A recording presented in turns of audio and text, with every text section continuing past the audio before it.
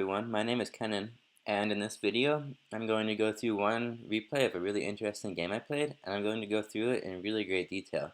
Because I've noticed that on YouTube there's a lot of really great videos about specific mechanics. So, for example, hog jumping or distracting troops. And there's a lot of really great videos that are just live battles or replays. But in all those videos, I don't really see anything where they take you start to finish through their thought process of every play they make and why they made it and how that led to a win or a loss. And so that's going to be the goal with my videos, is to really just go into great detail about sort of the flow of an entire game. And you can see here, obviously I'm not the best player in the world, but I like to think I'm pretty good. I'm at nearly 4,000 trophies as a level 11. This was the deck I used in my replay. I have pretty high level cards, level 5 epics, level 3 legendaries, level 10 to 11 commons, but the deck I played against was significantly higher than this, and even in tournaments when the cards are sort of balanced, you can see I don't play in too many, but I do pretty well when I do play. So anyway, let's hop into this replay here. So, starting off, since I'm playing P.E.K.K.A. Double Prince, I usually want to start with my Elixir Pump, but since it's nowhere in sight, I just sort of start with my Princess because she's such a cheap card that I really just want to start sort of cycling for that Pump, force him to make the first move. But you can see he immediately capitalizes on this and drops this 9 elixir push down both lanes, and because all my troops are so expensive, I don't have a good answer to this. Normally I'd throw the P.E.K.K.A. in front of the Prince, but because I have only 7 elixir right now because I dropped that Princess, I can't afford to do that because then the Hog will get in for huge damage. So really my only options are to drop the Minion Horde and the Dark Prince. And I decided to drop the Minion Horde for the Prince. I think most people would drop the Dark Prince because it stops the tower from taking too much damage, but I opted to go the other way around because when you drop the Dark Prince against the Hog, it stays at full health. So then, especially if he doesn't have arrows, which of course he does, but if he didn't, then I have this push coming right back at him in both lanes. And you'll see here that actually works out for me. Although I lose a lot of damage from both towers, I gain an elixir advantage by doing this. Because now when he answers his minion horde, he has to do it with arrows. And then down the other lane, he still has to answer to this Dark Prince. And he drops some minions, which was unfortunate because they stay alive. I thought about arrowing them, but again, my goal right now, since I've just taken so much damage, is to gain that elixir advantage. So I let them get in for pretty substantial chip damage. But you can see here, once he answers my princess with that knight, I have over 8 elixir and he barely has 2. So that's a 6 elixir difference that I gained by making that decision to drop the Dark Prince on the Hog rather than the Prince. And so now I decided to start getting a push up. Because the knight is coming in, I can't really ignore it. It would have been nice to get a pump down, but sometimes the game just doesn't go that way. And so he drops this baby dragon, and because my minion horde is out of rotation and got arrowed, I really have no answer for this. So I start thinking, normally I would push this P.E.K.K.A. with the Prince, but because this baby dragon will then start damaging both, I decide, especially because I know that I have this elixir advantage, I decide to push the other lane with my Prince. I should have done it even sooner because I have 1 elixir left right there, but you can see he doesn't have anything to answer this right now. So the Prince gets in for huge damage, and the baby dragon is too weak to finish that P.E.K.K.A. off before it gets in 2 hits on my tower. Of course, the problem now is that I just don't have anything to answer these cards with this deck.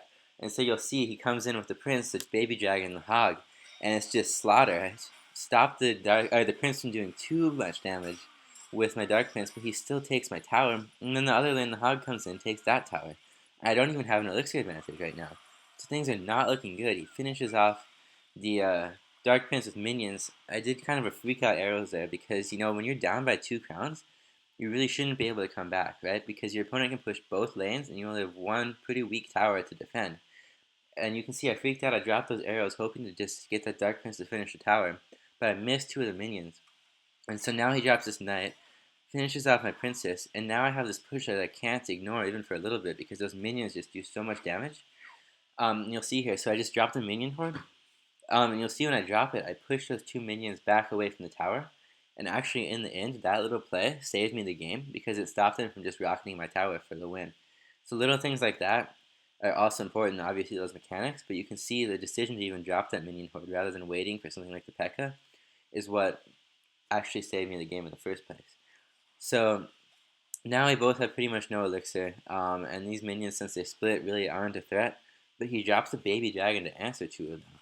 which was completely unnecessary because it not only takes a little bit of damage, but it also prevents him from building up too big of a push, right? Because he doesn't have that much elixir. Fortunately for him, I don't have any answer to the baby dragon. So hoping to prevent it from just chipping away at my tower, I drop a P.E.K.K.A. to sort of tank that damage again as my tower hopefully finishes it off. But he again capitalizes on this really well, pushing the other lane, and I have no answer to this. So again, I make a mistake, freaking out. I drop my princess hoping to stop his double strike from getting to the tower, but he gets there anyway. So now I really have to handle this. I should have probably dropped my prince instead of the dark prince there, but fortunately I'm able to push the prince away from the tower. And I'm going to stop the video here because this is where the game turns around. Things are looking really, really bad for me. I still haven't finished off any towers. My king tower is basically gone. He has rocket. Um, but what happens here is he freezes my P.E.K.K.A.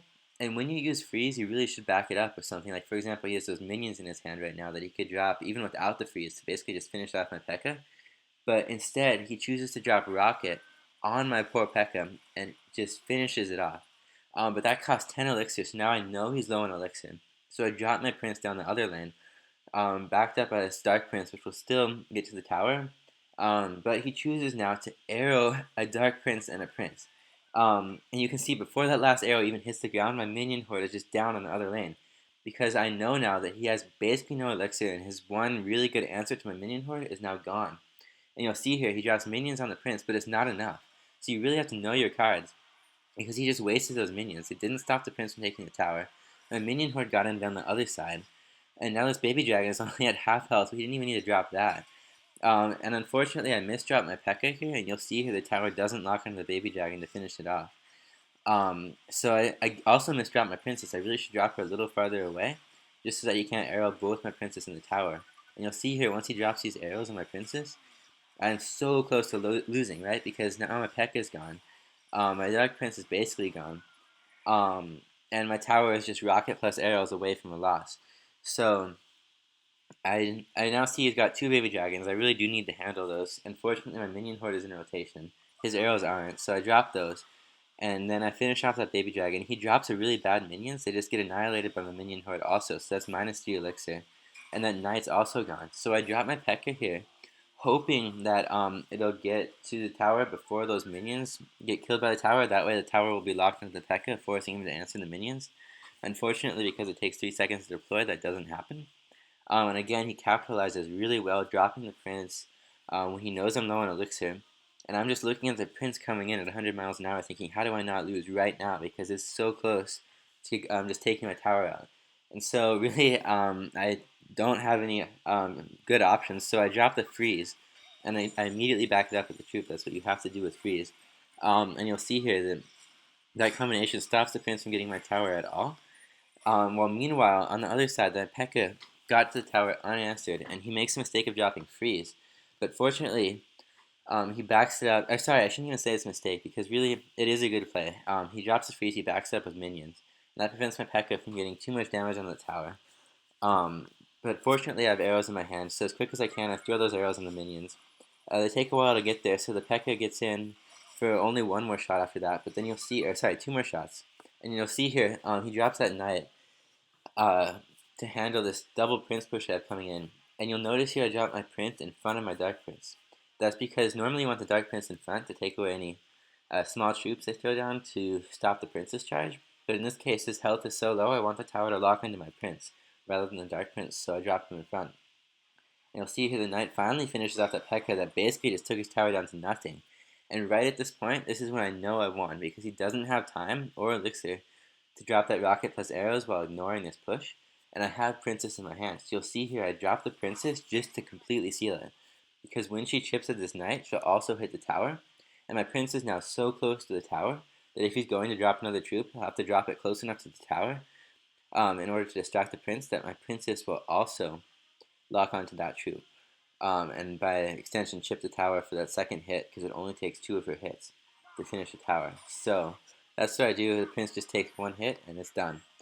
So really the lesson with that game, his big mistake there was just taking it too quickly. He should have built up some elixir, built up a nice push, and just finished me off once he had 2 crowns down. And the other thing is he didn't use his spells well. If you're going to use a spell, make sure you're gaining an elixir advantage from it. because you can see Rocket plus Freeze take out a damaged P.E.K.K.A. That's already -3 elixir for him. And the other thing about spells is, maybe you do have to drop off like a 7 elixir card like my P.E.K.K.A. to counter a Knight. Then at least you have that card down to pressure your opponent into dropping more elixir to answer that. So spells, it's really easy to lose the elixir advantage if you don't use them well.